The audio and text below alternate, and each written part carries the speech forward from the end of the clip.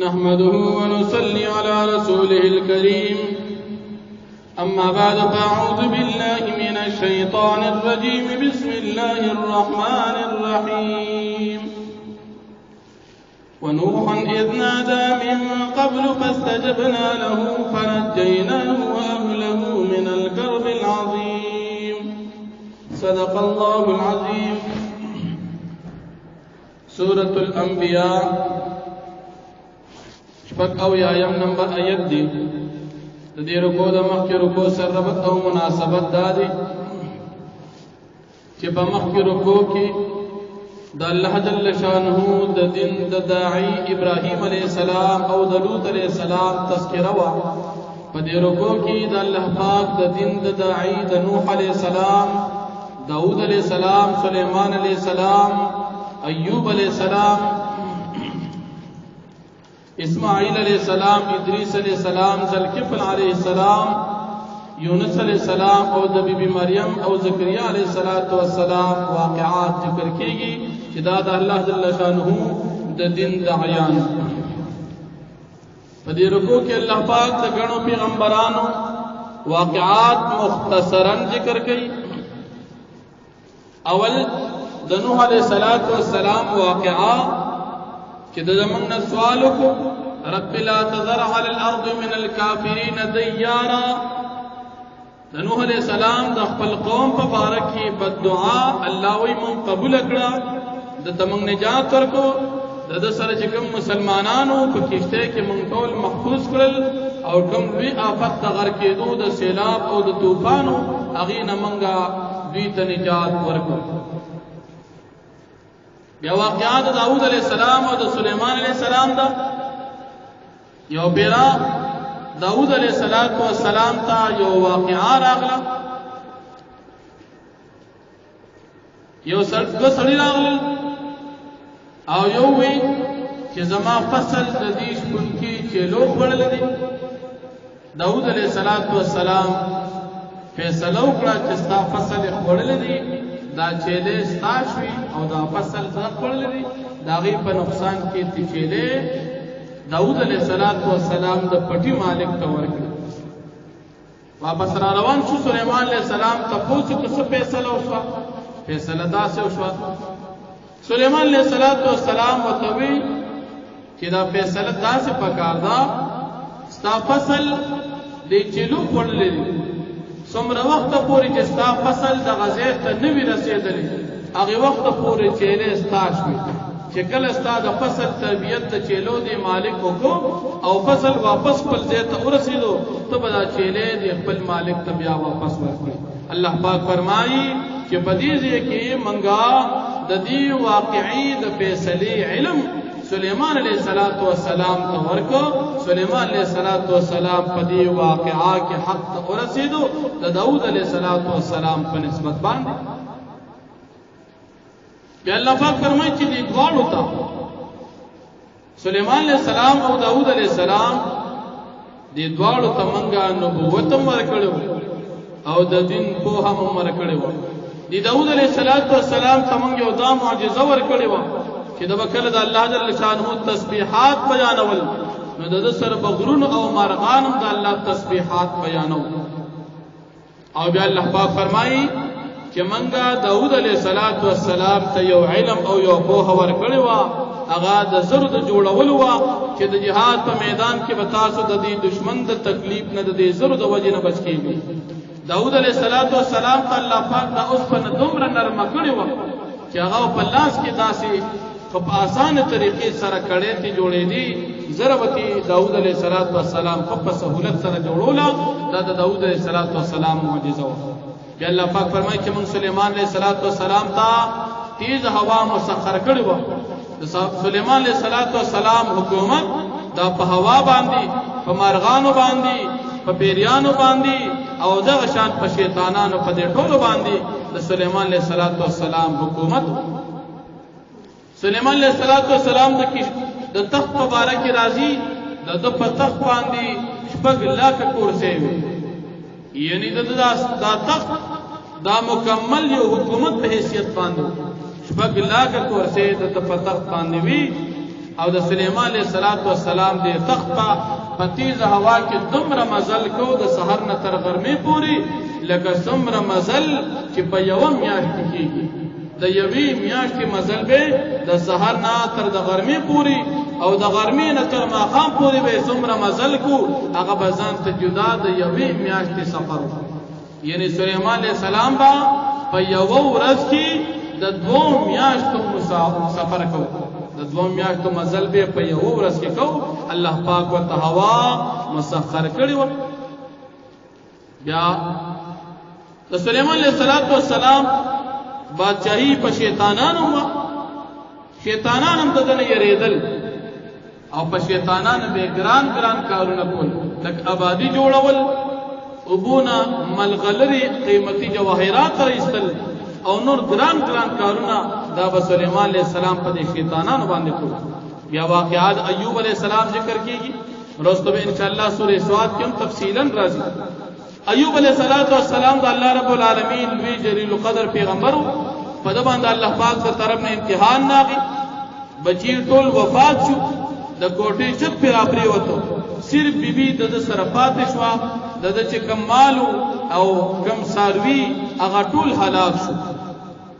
یوازې تنها پاتې شو په د باندې بیماری راغله او ډېر زیاته بیماری په راغله د بیماری په باره کې اسرائیلی روایت تم راغلي دي قول فیصل او تحقیقی قول پدې کې شریعت طرف نه نقل نه دي البته دومره د چې بیماری په راغله بعض علما وایي داسې بیماری په راغله نعوذ بالله چې چنجي به جوړېدل حقیقت کې دا خبره دروغ ده د پیغمبر د شان سره داسې بیماری مناسب نه دي چې قابل تنفر او قابل نفرت وګرځي پیغمبر بیماری کی لیکن داسې بیماری دا صحیح قول کې نشته څومره وخت بیماری وا اتلس کالا پدې ایوب علیہ السلام باندې دا بیماری و سر دې چې د بیماری په بنا د سرسوکم نو صرف بیبي وا هغه به خدمت کولو اخر دا چې یو پیرا ایوب علیہ السلام دا الله نه سوال کو ربي انی مسنی الضر انت ارحم الراحمین الله بیماری او تکلیف را تراغلی دي او ته ډیر رحم کوونکې ذات دا تکلیف را نه لري الله جل شانه ورته وحی وکړه چې د خپل باندې د ازمکه اوه چې خپل باندې ازمکه والا دا غینه چینه جاری شو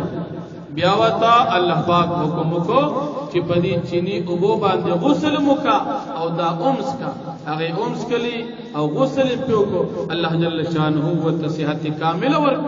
د دې نه بعد الله پاک د اولاد ورک بل اهل عیال په د وفات شو نور اولاد الله پاک ورک مال متورک الله پاک فرمای دا نصیحت دی زما د بندگانو لپاره چې انسان سره مال بیا ختم شي الله نور ورکی الله پاک نظام دی بیا اسماعیل علیہ السلام ادریس علیہ السلام ذوالکفل علیہ السلام دام الله پاک فرمای چې دا صبر کوونکو دام لوی پیغمبرانو دا زمنګ پر رحمت کې داخلو بیا دا یونس علیہ السلام واقعا اجمالا ذکر کی نور بتفصیلا ان شاء الله سورہ صافات کې راځي یونس علیہ السلام د شهر نینوانا بهر ووتو د قوم ته ډېر زیات دعوت ورکو نور تفصیلی واقعا سورہ یونس کې تیر شوی دا یو پیرا د قوم د عذاب وخت راغی آثار د عذاب کار شو یونس علیہ السلام په خپل باندې بهر ووت د سوچ کو چې په کوم قوم باندې عذاب راځي نو هغه نه پیغمبر کوزي لیکن دا سوچ د دود الله رب العالمین د حکم نه علاوه الله لا حکم نو کړي او دی ووت په خپل سوچ سره هغه سوچ کې دی خطا شو هغه نه ووت قوم چې پیښو چې پیغمبر قرآن ووت او عذاب راغی بل ساروی انسانان ټول بهر ووتل ټول الله پاک ته توبه وستلی هغه عذاب د دوی نه واپس شو یونس علیہ السلام په دریاب باندې کشته کې سور شو چې دریاب کشته منسته ورسېدل کشته ډوبېدا دا قوم رواج دا چې کله یو غلام د خپل مالک نه تختیدل او هغه کشته کې بکی نه استا په ډوبېدا یونس علیہ السلام په د کشته کې ناشته کشته ډوبېږي اخر دا چې یونس علیہ السلام کشته نه ټوپ کړی الله پاک مې ته حکم وکړو چې یونس علیہ السلام تقلو وازکا یونس علیہ السلام د مې خېټه تلاړ څور وځو دریر وځي یا وروزی یا شل وزی یا سلویخت رزی یونس علیہ السلام په دریای دجله کې د مئی په ګیډه کې وخت تیر کړ د دا وجود ډیر زیات نرم شو ځکه چې د مئی په ګیډه کې الله رب العالمین تسبیحات به کول ست تسبیح به کول لا اله الا انت سبحانك انی کنت من الظالمین الله پاک فرمایي کته دا تسبیحات زمون نو ویلې للبث فی بطنه الی یوم یبعثون سورۃ صافات کې راځي د قیامت د ورځې پورې د مئی په ګیډه کې وخت تیر کړو لیکن د تسبیحات ویل الله پاک د مئی د ګیډه نه راوېستو او د خدای معاف کړه بیا د کدو بوټي الله پاک زرغون کو مئی ته حکم وکړي دا د دریا په غاړه باندې دی وګرځوا دی د خلینو وګرځو او د کدو بوټي الله زرغون کدا غي سورې پیراغي چې نورې تکلیف نه ورکي او سبب الله پاک مقرر کړي چې تزا او یونس علیہ السلام ته په ورکوا دې طریقې سره الله پاک یونس علیہ السلام ته نجات ور بیا د زکریا علیہ السلام واقعا چې د بی مریم تربیت کو اغیله بی موسمه میوجات راتل د الله پاک نه سوال کو چې الله دې ته بی موسمه میوجات ورکې اگر چې ز بډایم او بی مشند دا ما ته اولاد راکا الله رب العالمین وت یحیی علیہ السلام ورکو مکه واقعا سوره ال عمران او په سوره مریم کې تیر شوی الله پاک د اولاد یحیی علیہ السلام ورکو بیا واقعا د بیبي مریم دا چې بیبي مریم وا دې تمنګ د خپل طرفنا جبرئیل السلام علیکو هغه ته په گریوان کې پوکیو دا غین الله جل شانه د تبچی حضرت عیسی علیہ السلام ورکو دا بیبي او د بچی د دې دا بچی منګ یو نخاد الله پاک د وحدانیت او د قدرت عالمین د فارو ګرځولا لیکن کافرانو دې د الله رب العالمین د حکم نافرمانیو کا الله پاک فرمایي دا ټول به موږ ته واپس راځي دا مختصر د دې غنو پیغمبرانو واقعات په دې رکوع کې الله ذکر کوي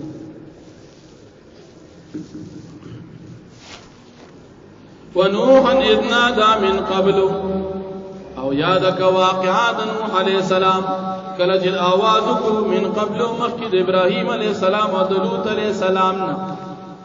आवाज کو الله زما دا قوم هلاک کړي ایمان نه وروړي فاستجبنا له پس من د دعا قبول کړه فنجینا والو پس من د نجات ورکو د اهل تا پکشته کې من الكرب العظیم دلوی غمنا ونصرناه من القوم الذين كذبوا بآياتنا او من امداد کو ددو یعنی من د نجات ورکو د قوم نه چې تکذیب کړو زموږ د آیاتونو انهم یقینا بیچو کانوا دا قوم سوء یو قوم بدکار او نافرمانا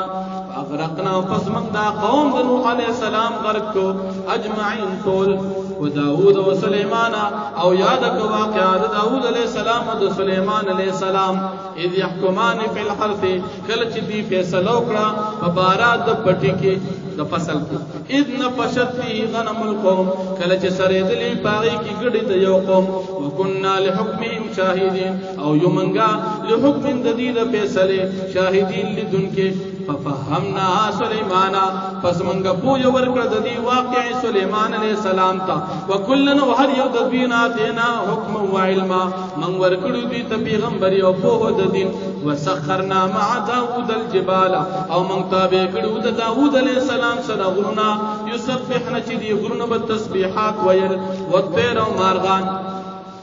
داود علیہ السلام ذکر سر بدی ہم ذکر کو وکنا فاعلین او من گکون کې د دې کار وعلمنا صنعت لبوس لكم او من پوی ور کړي ودتا د جوړولو د زرو لكم استاسو د پیدي د پارا لتحسنکم من باسکم د پارا دې چې بچی تاسو لرا په وخت جنگ کې فهل انتم شاکرون فسایتاسو یې شکر گزار ولسلیمان الريح عاصفه او من تابع کړي د سلیمان علیہ السلام د پارا هوا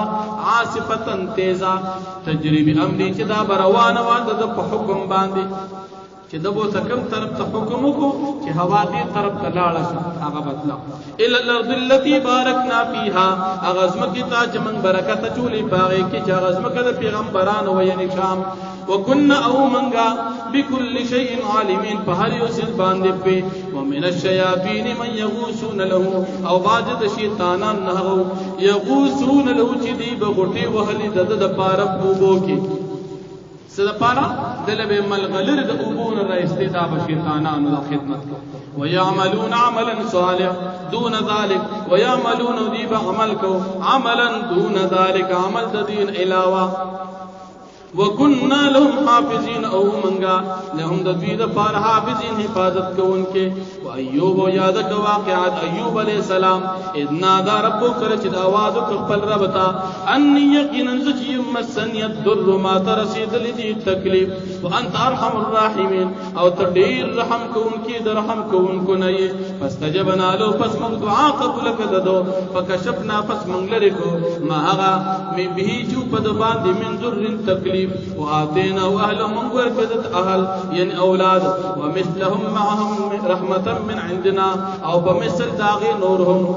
معهم دبي سرا رحمة دا رحمة من عندنا زمن دا طرفنا وذكر ونصيحة للعابدين دا بندگان دا پارا وإسماعيل ويادك واقعات إسماعيل عليه السلام دا قربانه وإدريس ويادك واقعات إدريس عليه السلام وذا الكفل وذا الكفل عليه السلام كل دا طول جو من الصابرين دا صبر كون كنو وادخلنا في رحمتنا امن داخل کو دی پخفت رحمت کے نکو نبوت کے انهم یقینا ادوی من الصالحین نیکانو بندگانو زمن یعنی د پیغمبرانو نا وذنون اذ ذهب مغاضبا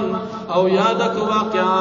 ذنون یعنی د مہی والا پیغمبر یعنی د یونس علیہ السلام اذ ذهب مغاضبا کلچ دی لاړو مغاضبا د غصې په حالت کې فظن فزد دا خیالو الله نقدر علیه چمن بقدرت ان لرو پد باندې فنادا فی الظلمات فزد آواز کو پتیارو کې یو تیارو د مې دګی دیوا بل تیارو د اوبوا او بل تیارو د شپېوا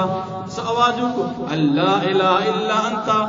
انت دی خبره لا اله الا انت چې نشتر په معبود سی واسطانا سبحانك پاکی دستا د پاره خدای پاکا انی کنت من الظالمین یقینا زما من الظالمین دنا پوهی کوونکو نا